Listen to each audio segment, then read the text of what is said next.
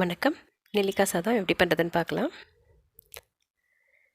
2 நெல்லிக்காவை சின்னதாக கட் பண்ணியிருக்கிறேன். ஒரு சின்ன துண்டு இஞ்சி, அதோட 3 பச்சை மிளகாய் எடுத்துருக்கிறேன். இதோட கொஞ்சம் மஞ்சத்தூள் சேர்த்து அரைச்சி எடுத்துகிட்டு வந்துடலாம்.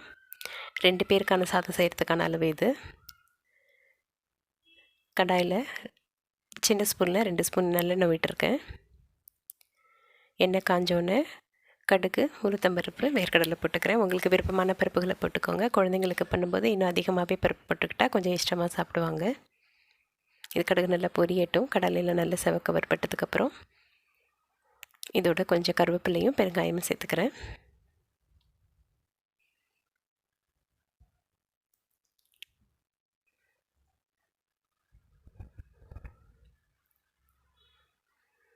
கருவேப்பிலையும் நல்லா ஃப்ரை ஆகிடுச்சு. நம்ம அரைச்சி எடுத்துகிட்டு வந்த நெல்லிக்காய் பேஸ்ட்டு இதோடு சேர்த்துக்கலாம். கொஞ்சம் கரகரப்பாக அரைக்கணும், ரொம்ப நைஸாக வேணாம், தண்ணி ஊற்றி அரைக்கவும் வேண்டாம். உங்களுக்கு காரத்துக்கு ஏற்ற மாதிரி மிளகாய் போட்டுக்கோங்க. நெல்லிக்காய் அரைச்சி ரொம்ப நேரம் வச்சுட்டா கலர் மாறிடும், கொஞ்சம் கருப்பு கலருக்கு போயிடும். அதனால தான் மஞ்சத்தூள் சேர்த்து அரைச்சிருக்கேன். இந்த நெல்லிக்காய் கொட்டைகள் எப்போதுமே கொஞ்சம் ஒட்டிகிட்ருக்கும். இதை ஃபுல்லாக எடுக்க முடியாது. இதை அப்படியே கடித்து சாப்பிட்றலாம். இல்லைனா இந்த கொட்டைங்களை வேஸ்ட் ஆக்காமல் ஒரு தண்ணியில் போட்டு வச்சுட்டு அது நல்லா ஊறினதுக்கப்புறம் அந்த தண்ணியை குடிச்சிட்ருக்கலாம் 4 முழுக்க.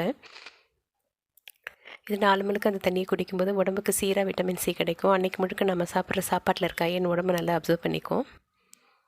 இதில் கொஞ்சமாக தண்ணி சேர்த்துக்கிறேன்.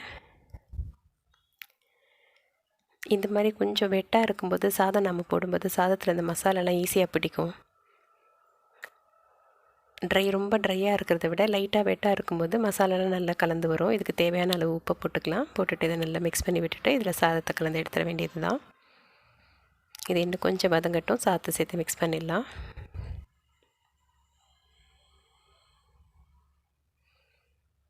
இன்றைக்கி நான் பச்சரிசி வடித்து எடுத்து வச்சுருக்கேன். அதை இதில் கலந்துக்கிறேன். நீங்கள் சாப்பாட்டுக்கு எப்போது எந்த அரிசி யூஸ் பண்ணுறீங்களோ அதில் பண்ணுங்கள். எந்த அரிசியாக இருந்தாலும் நல்லா தான் இருக்கும். சாதத்தை உடச்சி விட்டுறாமல் நல்லா மிக்ஸ் பண்ணிடலாம்.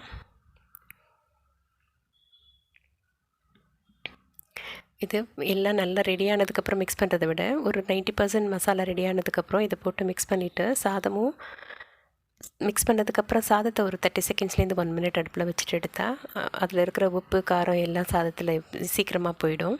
டேஸ்ட்டாக இருக்கும். இன்னும் கொஞ்சம் டேஸ்ட்டாக இருக்கும். இது நல்லா மிக்ஸ் ஆகிடுச்சு. இது சிம்லேயே ஒரு 30 செகண்ட்ஸ் அடுப்பில் வச்சுட்டு ஆஃப் பண்ணிடுறேன். ஸ்டவ் ஆஃப் பண்ணியாச்சு. இது நல்லா கலந்து விட்டுட்டு எடுத்துடலாம். இதுக்கு நிறைய நேரம் ஆனால் கூட ஒரு 8 மணி நேரத்துலேருந்து 10 மணி நேரம் வரை வீணாகாது. ஸோ லஞ்ச் பாக்ஸ் எடுத்துகிட்டு போகிறதுக்கெலாம் பெட்டராக இருக்கும். டேஸ்டியான ஹெல்த்தியான நெல்லிக்காய் சாதம் ரெடி. நன்றி.